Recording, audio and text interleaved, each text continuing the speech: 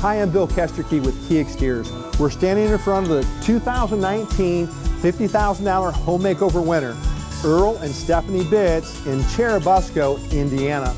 Of all the products we changed on the home, one of the things I think that made the biggest difference was the front door. The old door from 1920 was drafty, it wasn't very secure, it wasn't holding up very well.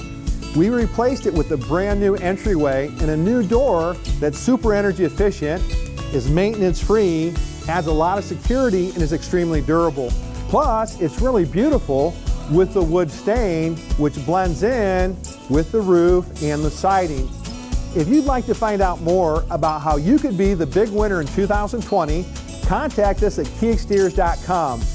Fill out a form, send it in, and who knows, you may be the big winner in 2020.